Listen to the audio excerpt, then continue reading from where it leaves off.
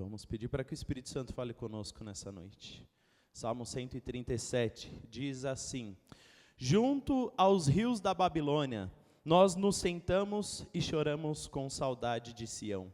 Ali nos salgueiros penduramos as nossas harpas. Ali os nossos captores pediam-nos canções, e nossos opressores exigiam canções alegres, dizendo: cantem para nós uma das canções de Sião. Como poderíamos cantar canções do Senhor numa terra estrangeira? Que a minha mão direita define, ó Jerusalém, se eu me esquecer de ti. Que a língua se me grude no céu da boca, se eu não me lembrar de ti e não considerar Jerusalém a minha maior alegria. Lembra-te, Senhor, dos edomitas que fizeram quando Jerusalém foi destruída, pois gritavam: arrasem-na, arrasem-na, até os alicerces.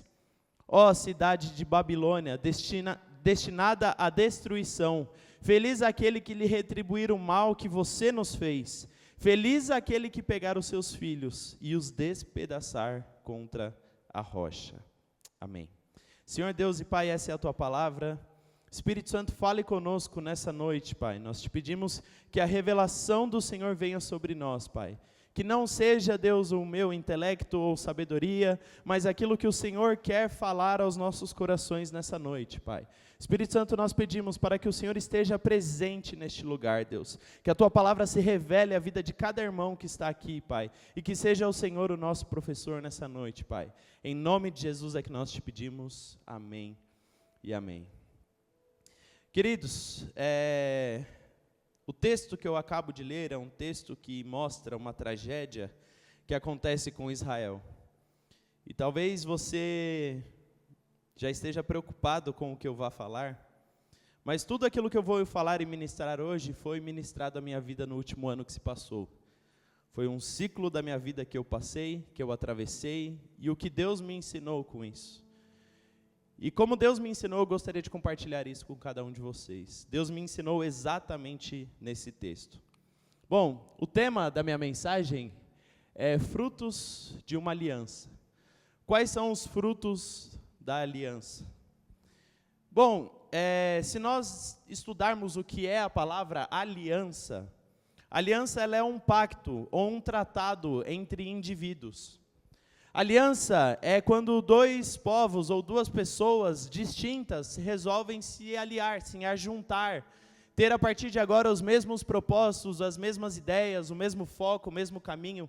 Isso é uma aliança. E tudo isso é destinado para uma determinada finalidade. É uma união, é uma ligação, isso é uma aliança. E Deus, Ele é um Deus de alianças.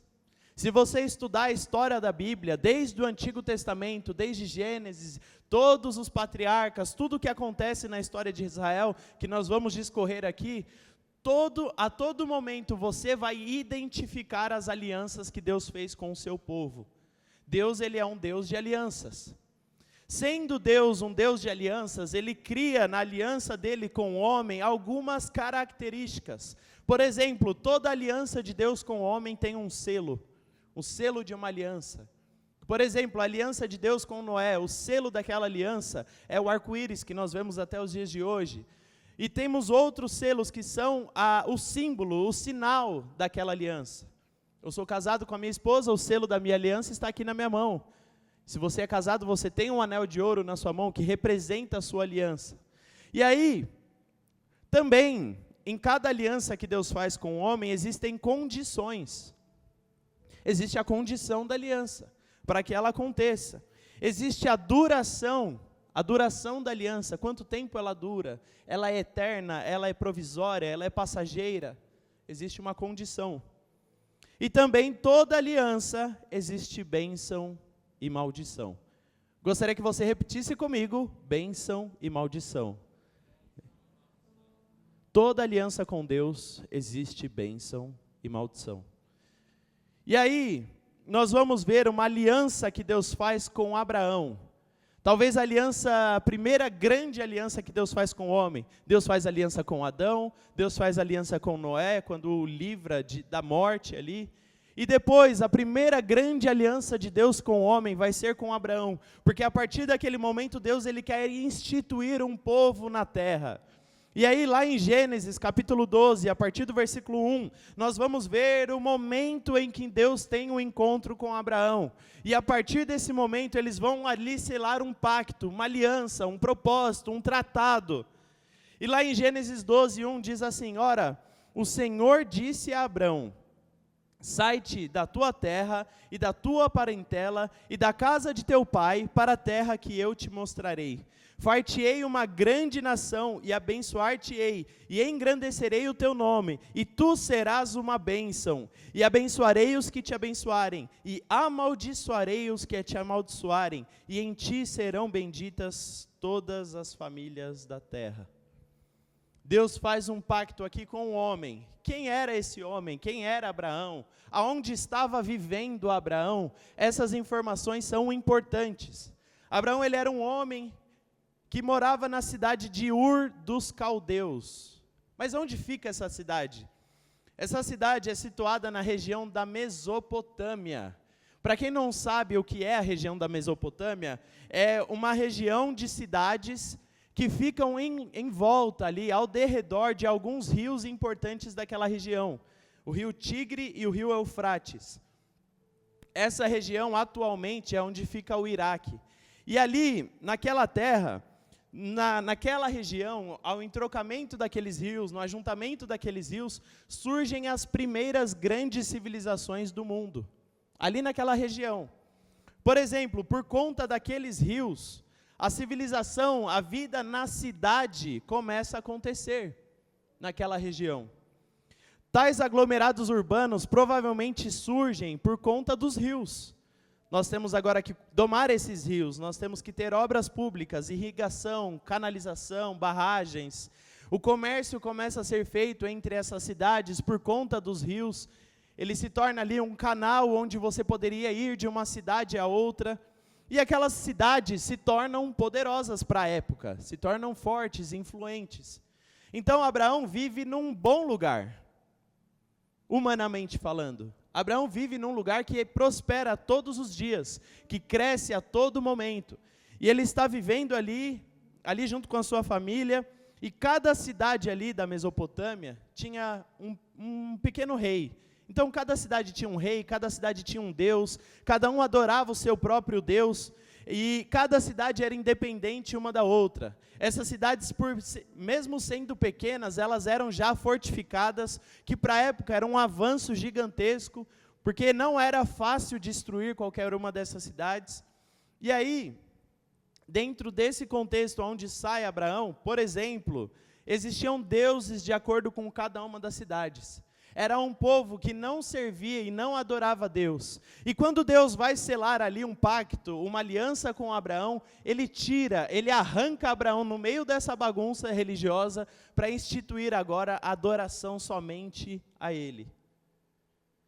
Todos os povos ali da Mesopotâmia adoravam muitos deuses, serviam a muitos deuses. Tinham cada cidade um deus para si, e mesmo assim não tinha problema nenhum receber outros deuses e cultuá-los, e tudo bem. Então Deus tira Abraão deste lugar e o leva para uma terra, e leva para um lugar. E as cidades que compunham a região da Mesopotâmia, por exemplo, era Uruk, Lagas, Nippur, eram cidades daquela região. Ur dos Caldeus faz parte dessa região, e a Babilônia.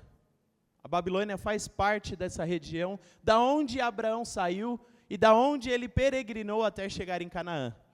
Aproximadamente, se nós pensarmos, calcularmos, da onde Abraão saiu até Canaã, são mais de 800 quilômetros. Então ele peregrinou, ele saiu por aí viajando, e Deus foi o guiando até chegar a Canaã. E aí, nós vamos ver que Deus ele fez uma aliança com Abraão, quando ele o tira da região da Mesopotâmia. E Deus depois, lá na frente, quando o povo de Israel cresce, aí eles vão para o Egito, e lá no Egito a nação prospera, cresce muito, eles são escravizados, e depois do período da escravidão, Deus os arranca do Egito e os leva para o deserto. E ali no deserto, Deus faz uma nova aliança com o povo. Nessa aliança que Deus faz com o povo, nós vamos ver lá em Deuteronômios 28, por exemplo, bênçãos de Deus acerca da sua aliança. Deus, ele queria agora dar uma terra para esse povo. A terra que ele prometeu a Abraão. A terra que ele tirou Abraão e o levou, falou: Abraão, eu vou te dar uma terra para você, para os seus filhos. Deste lugar serão benditas todas as famílias da terra. Eu vou te abençoar, eu vou te prosperar. E aí, quando Deus está trabalhando com aquele povo no deserto para entrar na terra prometida, ele faz uma nova aliança e ele promete bênçãos. Em Deuteronômio 28:1 diz: se vocês obedecerem fielmente ao Senhor, o seu Deus, e seguirem cuidadosamente todos os seus mandamentos que hoje lhes dou, o Senhor, o seu Deus, os colocará muito acima de todas as nações. Todas essas bênçãos virão sobre vocês e os acompanharão, se vocês obedecerem ao Senhor, o nosso Deus. Vocês serão abençoados na cidade e serão abençoados no campo. Os filhos do teu ventre serão abençoados, como também as colheitas da tua terra, e os teus bezerros, e os cordeiros, e os rebanhos. A sua cesta e a sua amassadeira serão abençoadas. Vocês serão abençoados em tudo o que fizerem. Deus faz uma aliança com esse povo e os promete bênção. Ele fala: olha, vocês são filhos de Abraão, aquele homem que eu tirei lá da Mesopotâmia e trouxe aqui para Canaã. Vocês cresceram no Egito, se tornaram numerosos no Egito, mas se vocês forem fiéis a mim, eu vou abençoar vocês. Eu vou ser fiel a vocês. Eu vou os colocar nessa terra e não vai existir inimigo que possa se levantar contra vocês. E o que acontece, queridos, é que esse povo vive as bênçãos de Deus, aos trancos e barrancos, né? A história não é tão simples quanto parece. Mas olhando como um povo, olhando como nação, sim, o povo avança no deserto, sim, o povo conquista a terra, sem falar que o período aqui no deserto, o povo sobrevive ao deserto de maneira milagrosa, mostra o cuidado de Deus. É milagre, mas milhões de pessoas caminharem pelo deserto e não morrerem de fome. É milagre milhões de pessoas caminharem no deserto e não morrerem de frio e não morrerem de sede. É milagre. Deus agiu milagrosamente com o seu povo diariamente para os livrar do deserto. E aí quando chegam à terra prometida, Deus milagrosamente dá a terra ao seu povo. Eles conquistam aquela terra. Eles avançam e de batalha em batalha Deus realiza, opera milagres em favor do seu povo. Muralhas caem ao chão, pedras caem do céu. Deus trabalha em favor desse povo que finalmente conquista a terra. E aí nós vamos ver que na história desse povo, eles vão viver diversas vezes a provisão de Deus. Juízes vão libertar o povo da opressão dos inimigos, porque Deus está trabalhando em seu favor. Então agora de repente um homem comum toma uma força sobre-humana e consegue libertar o povo. Agora um homem com 300 soldados numa guerra, cada soldado segurando um vaso e uma tocha, eles vencem batalhas. Não faz sentido. Mas tudo isso acontece porque Deus estava com o seu povo. Deus honrava a aliança com o seu povo. Deus, ele abençoava o seu povo mediante a palavra que ele mesmo deu. Meninos derrubam gigantes. E várias vezes nós vamos ver a operação do milagre de Deus em Israel. E ali em Israel, depois de passar de alguns anos, eles instituem Jerusalém como a capital do povo de Deus. E lá em Jerusalém eles constroem um templo maravilhoso. E esse templo é a casa de Deus na terra. Lá é o lugar onde nós adoramos a Deus, naquele período.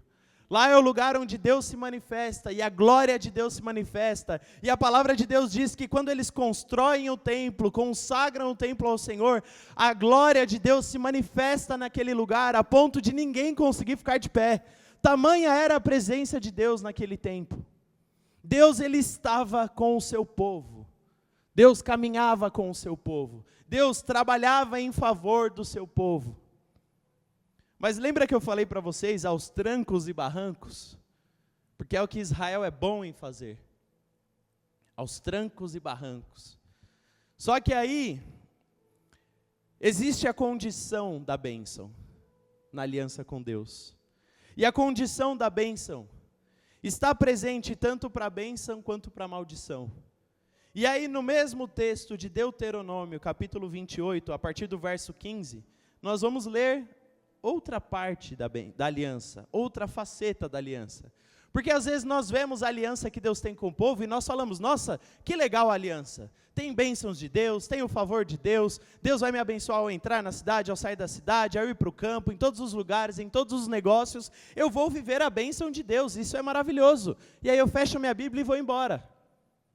Mas no mesmo capítulo, nós vamos ver outra faceta da aliança, que é versículo 15, entretanto, se vocês não obedecerem ao Senhor, o seu Deus, e não seguirem cuidadosamente todos os seus mandamentos e decretos que hoje lhes dou, todas essas maldições cairão sobre vocês e os atingirão.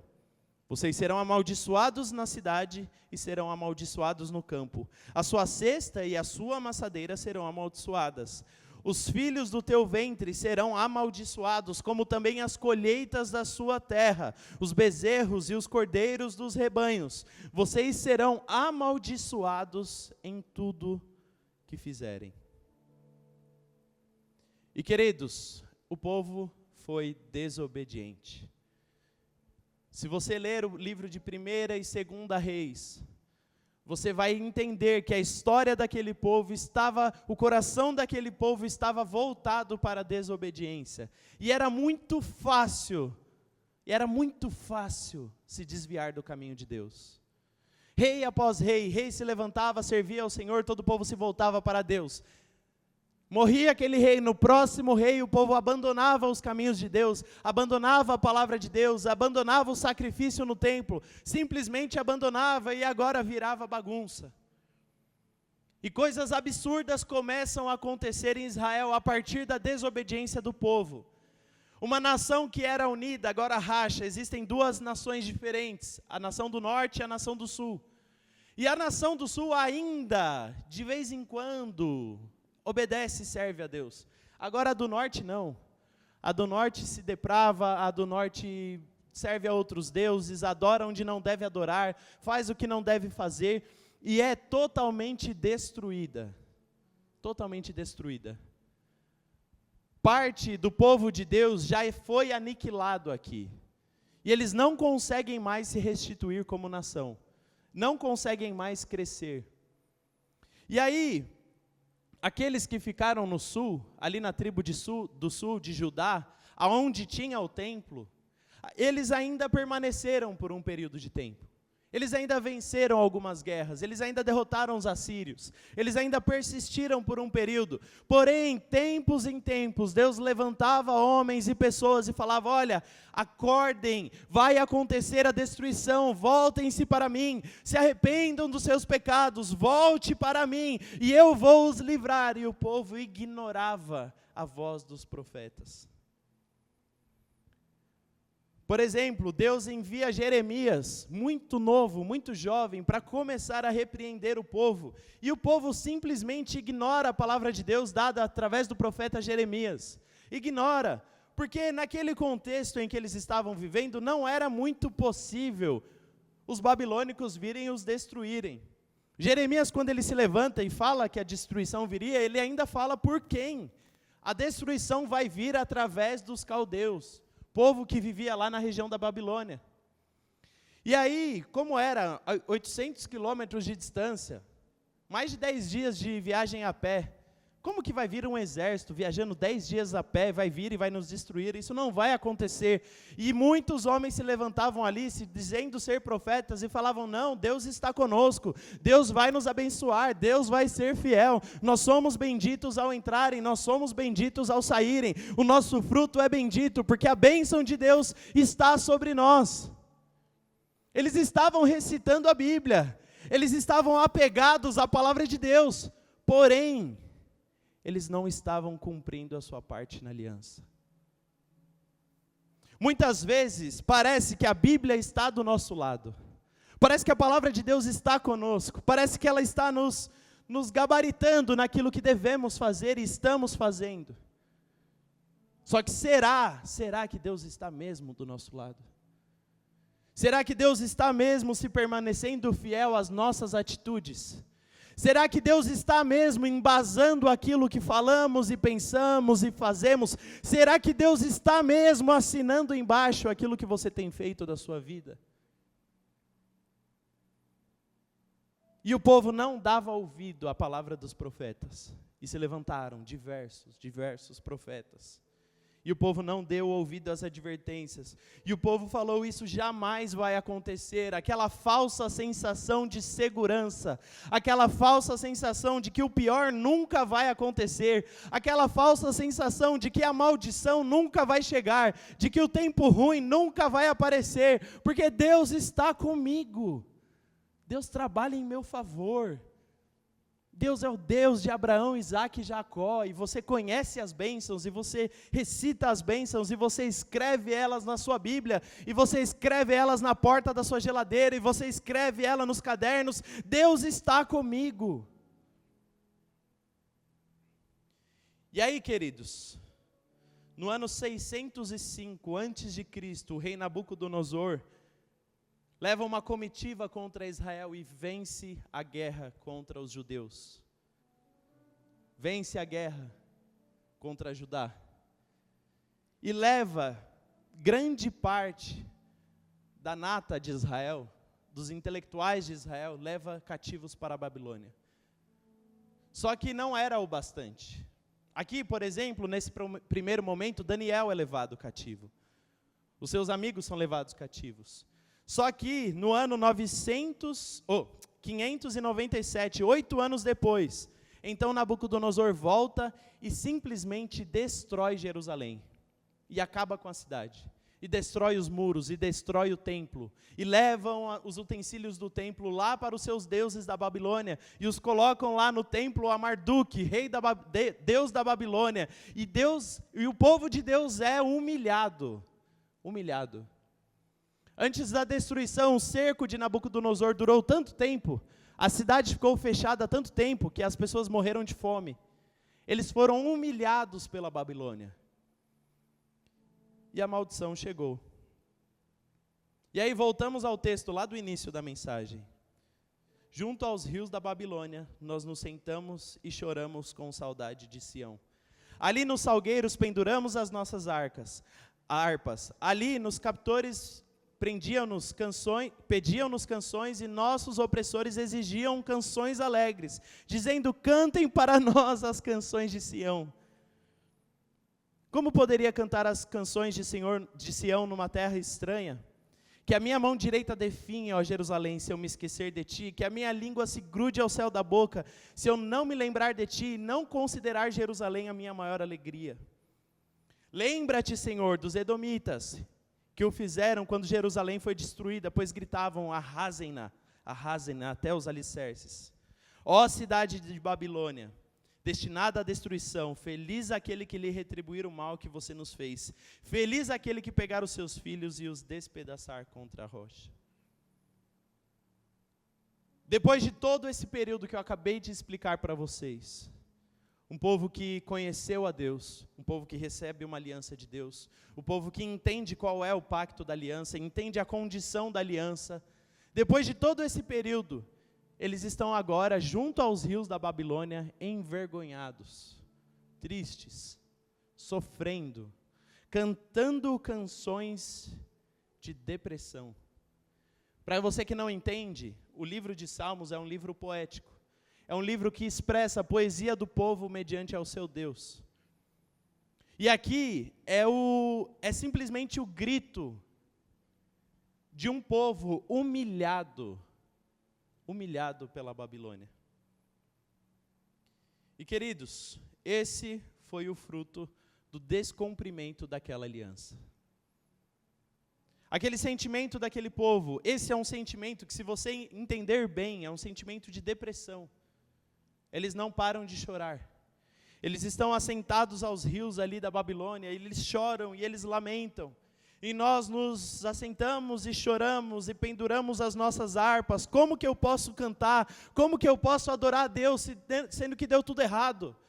sendo que a minha casa foi destruída, os meus filhos foram levados, sendo que o templo de adoração ao Senhor foi destruído, minha cidade natal foi destruída, tudo aquilo que eu amava e prezava foi destruído. Como que eu posso adorar a Deus? Como que eu posso cantar? Como que eu posso me alegrar?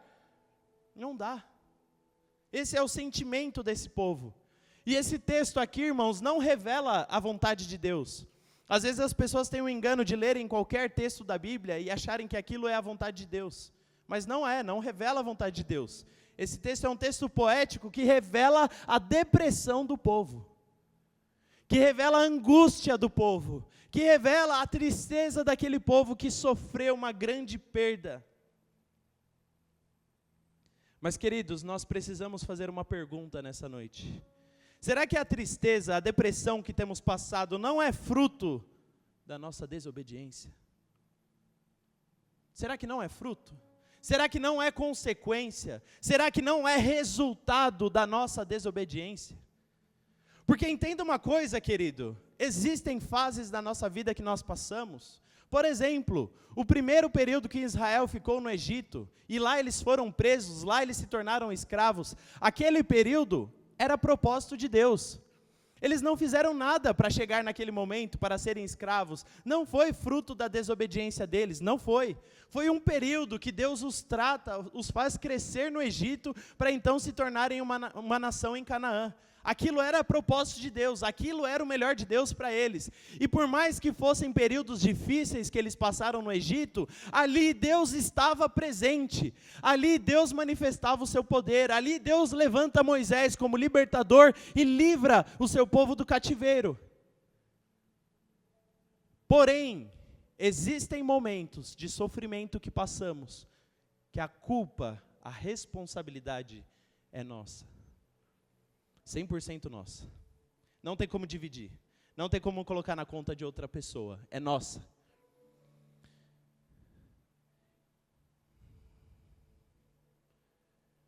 Será que nós não colocamos ídolos na frente de Deus? Será que nós não mudamos as prioridades das coisas? Será que nosso culto ao Senhor não mudou? De repente eu adorava a Deus, agora eu já não adoro mais a Deus, eu adoro o meu trabalho, eu adoro aquela pessoa que eu amo, eu coloco outras coisas no lugar de Deus na minha vida, e eu começo a me afastar de Deus. Será que não foi isso? Será que não foram palavras que dissemos, maldições que lançamos sobre a vida de pessoas? Será que não foi um desejo de pecar, que nós não conseguimos mais controlar, aquela nossa vontade carnal que simplesmente fala mais alto e nós não queremos mais ouvir a palavra de Deus? Foram sementes que nós fomos plantando, e querido, assim como a bênção de Deus precisa ser plantada, a maldição também. E existem pessoas que hoje, que estão me ouvindo aqui neste auditório essa noite, que estão colhendo frutos de maldição em suas vidas. Eu sei que é triste, mas é a verdade. E nós precisamos primeiro nos deparar com a verdade.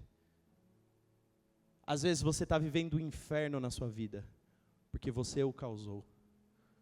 Às vezes o diabo está brincando com a sua família, porque você deu legalidade para ele fazer isso. Porque você deu brecha, porque você permitiu, porque você deixou o diabo fazer, deixou o diabo tratar. Às vezes você está vivendo um inferno na sua vida, nada dá certo, nada prospera, nada acontece, os relacionamentos não se desenvolvem, a vida não vai para frente, a vida não acontece porque você deixou, porque você permitiu. Ah, Rafael, mas isso é coisa do Antigo Testamento. Que você está falando? Você está falando sobre Israel, você está falando sobre a lei, você está falando sobre a desobediência da lei. Nós estamos no período da graça, então está tudo bem. No período da graça não tem maldição, no período da graça não tem mais isso aí foi lá no passado. Querido, isso é uma mentira que tem sido contada nas igrejas do Brasil atualmente. A mentira de que o Deus maldoso, o Deus intolerante era do Antigo Testamento e que o Deus do Novo Testamento é um ursinho puff. De tão fofinho que ele é. De tão bonzinho que ele é. Queridos, um princípio da palavra de Deus é que Deus ele é imutável. Ele não muda. É um atributo de Deus. E eu não sei vocês, mas é um atributo que me dá a maior segurança do mundo. Porque se ele promete algo, ele cumpre, porque ele não muda. Só que sendo Deus um Deus imutável para abençoar, Deus também é um Deus imutável para permitir a maldição. Porque ele é imutável. E se você quer textos do Novo Testamento, por exemplo, lá em Hebreus 10, 26. Se continuarmos a pecar deliberadamente, depois que recebemos o conhecimento da verdade, já não resta sacrifício pelos pecados, mas tão somente uma terrível expectativa de juízo e de fogo intenso que consumirá os inimigos de Deus. Quem rejeita a lei de Moisés morria sem misericórdia pelo depoimento de 2 ou 3 testemunhas. Quanto mais, com mais severo castigo julgam vocês, merecem aquele que pisou aos pés do Filho de Deus, que profanou o sangue da aliança pelo qual ele foi santificado e insultou o Espírito da graça? Se você estudar o livro de Hebreus, você vai ver que a bênção de Deus na nova aliança é maior, que o favor de Deus da nova aliança é maior, que aquilo que Deus quer fazer de bom com o seu povo na nova aliança é maior, porém, a seriedade disso também é maior.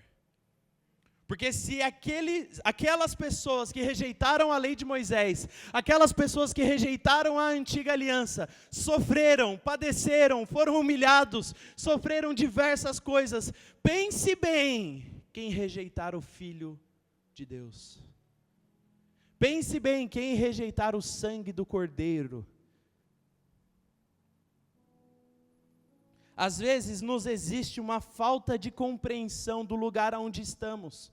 E queridos, isso é muito importante. O lugar onde eu estou na minha vida, eu preciso entender o porquê que eu estou ali, como eu fui parar ali, quais atitudes da minha vida me levaram para aquele lugar, para aquele destino, e eu não posso abrir mão disso. Esse texto aqui de Salmos, que nós lemos no começo da mensagem, revela a cegueira desse povo. Esse povo aqui estava cego, porque eles estavam num lugar de maldição, porque eles haviam feito tudo aquilo que Deus não havia dito, porque eles haviam desobedecido a palavra, e eles colocam a culpa em outras pessoas. Ah, Senhor, lembra dos edomitas, que nos humilharam. Quem eram os edomitas? Os filhos de Esaú. Esaú era neto de Abraão, então também eram povo de Abraão, era um povo co-irmão do povo de Jacó, do povo de Deus. E os edomitas, quando a Babilônia veio e os destruiu, eles riram, eles caçoaram, eles falaram: é isso aí, destrói eles mesmo. E aí aqui o povo, ao invés de olhar para dentro de si e ver a sua própria desobediência, eles estão apontando o dedo, falando: Deus, lembra lá dos edomitas, que nos humilharam. Feliz quem retribuir eles com o mal, feliz aquele que os destruir. Deus destrói a Babilônia, destrói os filhos da Babilônia. Querido, entenda uma coisa. Esse povo ele está sentindo ódio por aqueles que assistiram a sua destruição. Ele está sentindo ódio por aqueles que causaram a sua destruição. Mas o lugar onde eles estavam não era culpa dos edomitas. Não era culpa dos babilônicos. Não era. Se eles fossem fiéis à palavra de Deus, Deus traria livramento, Deus traria salvação, Deus traria escape, Deus traria resgate. E os rios da Babilônia representam a vergonha daquele povo. Sabe por quê, queridos? Deus tirou Abraão de Ur dos Caldeus, da região da Mesopotâmia. Deus tira Abraão de lá. Deus constitui Israel como povo lá em Canaã. Uma terra distante, uma terra que mana leite e mel, que Deus havia prometido para Abraão. E agora, quando são destruídos por Nabucodonosor, sabe para onde a Babilônia leva eles? Para o mesmo lugar de onde Abraão saiu. Eles estão de volta. Eles estão de volta ao lugar onde Abraão nasceu, na mesma região, nos mesmos rios onde Abraão cresceu na sua infância. Agora o povo inteiro está de volta naquele lugar. Mas eles não estão lá de volta sendo honrados, eles estão sendo humilhados. Geralmente, quando nós descumprimos a aliança de Deus, o fruto disso é nós voltarmos para onde Deus nos tirou. O cão retorna ao vômito. Voltarmos aos pecados que Deus já havia nos libertado. Voltarmos aos hábitos que Deus já havia tirado de dentro de nós. Voltarmos para o lugar de onde Deus havia nos tirado. Voltarmos das companhias de onde Deus havia nos arrancado. Voltarmos para o mesmo lugar, para o mesmo estilo de vida. Voltarmos para o mesmo lugar. Pedro, quando ele nega Jesus, o que ele faz? Ele volta para o lugar de onde Jesus tirou ele. Ele volta para as redes, ele volta a pescar, porque ele se sente humilhado pelo seu pecado, pela sua desobediência. Um sinal que acontece com o ser humano é a volta. A volta para o lugar onde Deus não queria que nós estivéssemos. Deus não queria aquele povo na Babilônia, lá não era o melhor de Deus para a vida deles. Talvez o lugar onde você está hoje não é o melhor lugar de Deus para você, e você volta para este lugar, lá você se sente confortável, parece que lá as coisas fazem sentido. Não, você está vivendo maldição. O diabo te levou aí para te envergonhar. E aí o problema acontece, a crise acontece, você volta para as drogas. Porque é onde o seu gatilho te leva. E aí o problema acontece, a crise acontece, você volta a se trancar dentro do seu quarto e chorar durante toda a noite. Porque o sentimento de depressão te aprisiona. Porque o sentimento de medo, de ansiedade, de receio te aprisionam, e você se torna escravo, e você é aprisionado, e você não tem mais liberdade para fazer o que quiser.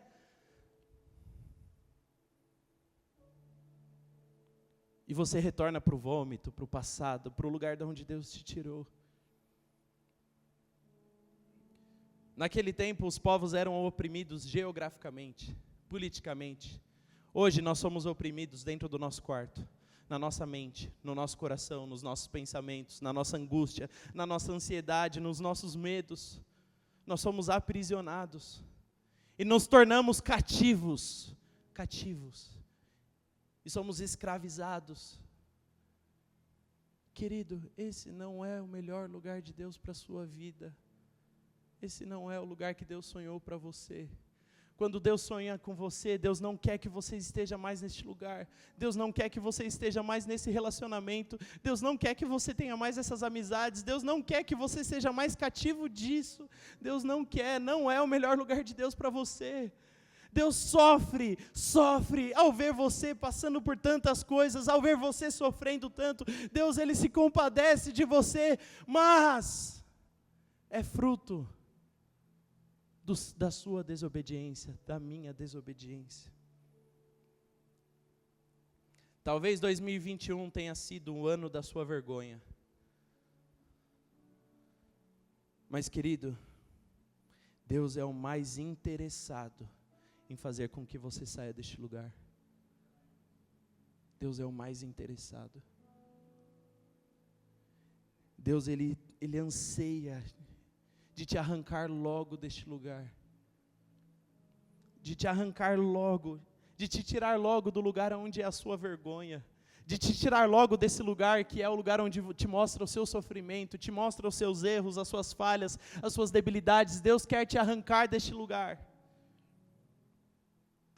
Mas, Rafael, como eu mudo os frutos da aliança? Como eu mudo os frutos que diariamente eu tenho colhido, e eu não sei mais o que fazer, porque é maldição, eu planto e dá errado, eu não sei mais o que fazer, eu não sei mais para onde ir, eu não sei o que trabalhar, eu não sei mais, eu estou perdido. Volte lá para o texto de Deuteronômio, capítulo 28, versículo 1. Se vocês obedecerem fielmente ao Senhor, ao seu Deus, e seguirem cuidadosamente todos os seus mandamentos que hoje lhes dou. Se vocês obedecerem. Nós mudamos do lugar de desgraça para o lugar de honra com um simples ato de obediência. É decidir firmemente Obedecer a Deus. A Bíblia fala que quando Daniel é levado cativo à Babilônia, ele decidiu firmemente não se contaminar. Ele decidiu firmemente obedecer a Deus e ser fiel à palavra de Deus. Não importava o lugar onde ele estava, não importava com quem ele estava cercado, não importava se ele estava ali sendo tratado pelo chefe dos eunucos, se ele tinha que estudar uma outra história, uma outra religião, comer outras comidas, não. Ele disse, eu não vou me contaminar, eu vou obedecer a palavra de Deus. Eu vou amar a palavra de Deus, não importa o que aconteça, não importam as consequências. Isso acontece com Daniel, isso acontece com seus amigos, eles decidem não se contaminar. Jesus fala sobre obediência. Quem tem os meus mandamentos e lhes obedece, esse é o que me ama. Aquele que me ama será amado por meu Pai, e eu também o amarei e me revelarei a ele.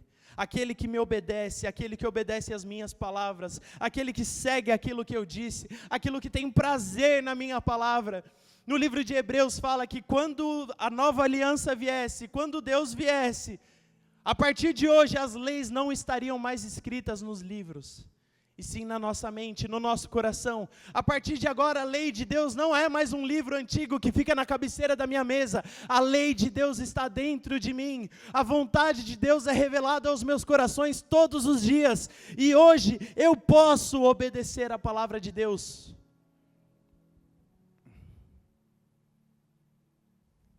Deus, Ele é um Deus fiel à sua aliança. E se nós nos arrependermos daquilo que fizemos, se arrependermos das atitudes que tomamos e voltarmos para a obediência, queridos, é um novo ciclo das nossas vidas. Quando nós retornamos ao ciclo da obediência, nós começamos a plantar novas sementes. Nós começamos a plantar sementes de obediência. Sementes de obediência à palavra de Deus, aos princípios de Deus. Ah, Rafael, mas eu não conheço toda a palavra de Deus. Mas o que você conhece? Deus amou o mundo de tal maneira que entregou o seu Filho. Amém.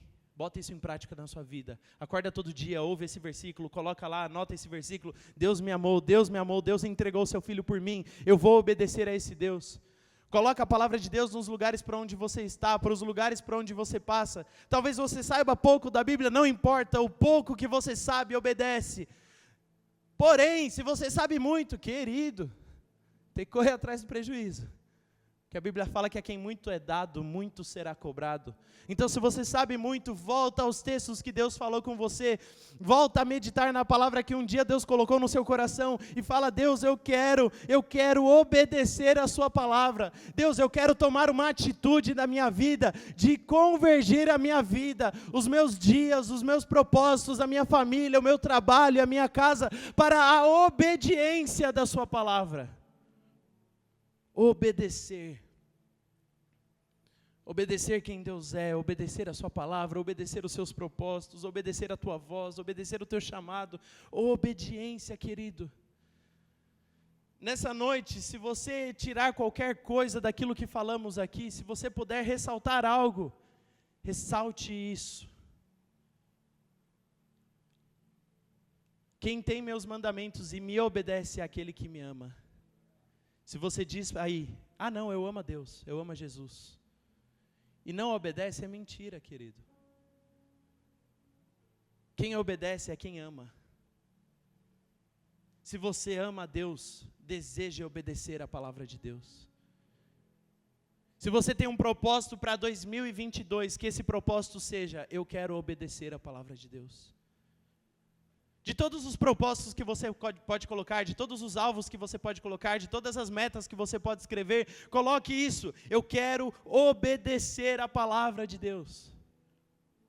E querido, nós não fazemos isso por causa das bênçãos, nós fazemos isso porque nós o amamos, porque nós entendemos quem Ele é, porque nós entendemos a sua palavra, porque nós entendemos o tamanho do seu sacrifício. Logo, mediante a tudo isso, eu quero obedecer. Eu quero o amar, eu quero estar perto dEle, eu quero o abraçar, eu quero fazer tudo o que Ele tem para a minha vida, porque eu o amo. Se você é casado, você sabe disso. Tem coisa que não faz sentido que você faz no casamento, mas você faz porque ama. Não faz sentido. Mas por que você vai fazer tal coisa? Porque eu vou fazer para minha esposa. Não, mas não faz sentido. 2 mais 2 não dá 4 aí. Tá bom, não faz sentido, mas eu amo ela, eu quero fazer o melhor por ela. Não, mas você deveria fazer isso. Não, mas eu vou me sacrificar a minha vontade. Sacrificar aquilo que eu acho importante agora para fazer a vontade dela, porque eu amo. Querido, talvez você tenha olhado para o relacionamento com Deus de uma maneira errada. Se você entende que é um relacionamento de amor, você quer amá-lo, você quer obedecê-lo, você quer fazer as coisas para Deus. Isso é natural, isso flui de dentro de você. E querido, se você fizer isso, Deuteronômios 28:1, vamos voltar de novo nesse texto. Se vocês obedecerem fielmente ao Senhor, ao seu Deus, e seguirem cuidadosamente todos os seus mandamentos que hoje lhes dou, o Senhor, o seu Deus, os colocará muito acima de todas as nações. Todas essas bênçãos virão sobre vocês e o acompanharão. Se vocês obedecerem ao Senhor, o seu Deus, vocês serão abençoados na cidade e serão abençoados no campo. Os filhos do seu ventre serão abençoados, como também as colheitas da tua terra e os bezerros e os cordeiros dos seus rebanhos. A sua cesta e a sua amassadeira serão abençoadas. Vocês serão abençoados em tudo o que fizerem. O Senhor concederá que sejam derrotados diante de vocês os inimigos que os atacarem. Virão a vocês por um caminho e por 7 caminhos fugirão. O Senhor enviará bênção aos seus celeiros e a tudo o que as suas mãos fizerem, o Senhor, o seu Deus, os abençoará na terra em que lhes dará. O Senhor fará de vocês o seu povo santo, conforme prometeu sob juramento. Se os guardarem os mandamentos do Senhor, o seu Deus, e andarem nos caminhos dele, então todos os povos da terra verão que vocês são chamados pelo nome do Senhor e terão medo de vocês. O Senhor lhes concederá grande prosperidade no fruto do seu ventre e na cria dos seus animais e nas colheitas da sua terra, nesta terra que ele os jurou a dar aos seus antepassados. O Senhor abrirá os céus, o depósito do seu tesouro, para enviar a chuva à sua terra no tempo devido, para abençoar todo o trabalho das suas mãos. Vocês emprestarão a muitas nações e de nenhum tomarão emprestado. O Senhor fará vocês cabeça das nações e não cauda, se vocês obedecerem o seu Deus, que hoje lhes dou, e o seguirem cuidadosamente. Vocês estarão por cima e nunca por baixo. Querido, entenda uma coisa,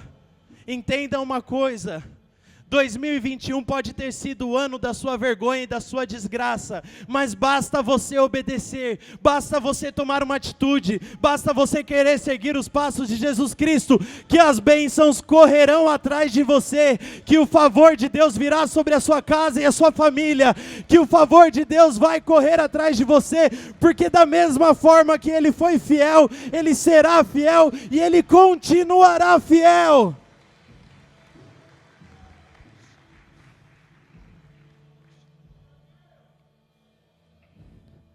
« 2022 pode ser o ano da bênção de Deus na sua vida. 2022 pode ser o ano da bênção de Deus na sua casa. 2022 pode ser o ano da bênção, da restituição de Deus. De tudo aquilo que o diabo roubou, prendeu, levou cativo, Deus pode chegar hoje e trazer de volta e dar na sua mão. Basta, querido, você obedecer a sua vontade e Ele vai te dar, porque a tua palavra garante isso, nos garante, através da palavra do Senhor é que nós somos vitoriosos. Garante. Hoje, essa noite, não é para você sair daqui triste pelos erros que cometeu. Nós não viemos aqui para escancarar na sua cara a sua vergonha e todos os atos errados que você teve durante esse ano, não. Hoje é para você sair daqui feliz, porque as bênçãos de Deus vão correr atrás de você. Porque o fruto da aliança de Deus é a bênção, é o favor dele na sua vida e na sua casa. Sabe, essa palavra, como eu falei no começo, foi uma palavra de Deus para a minha vida. 2021 foi um dos piores anos da minha vida. Foi um dos anos onde o diabo mais envergonhou, onde eu mais sofri dentro da minha mente, onde eu tive problemas que eu nunca tinha tido antes, onde eu dei legalidade para o diabo trabalhar na minha vida, na minha mente, no meu coração, de uma forma como eu nunca tinha dado antes.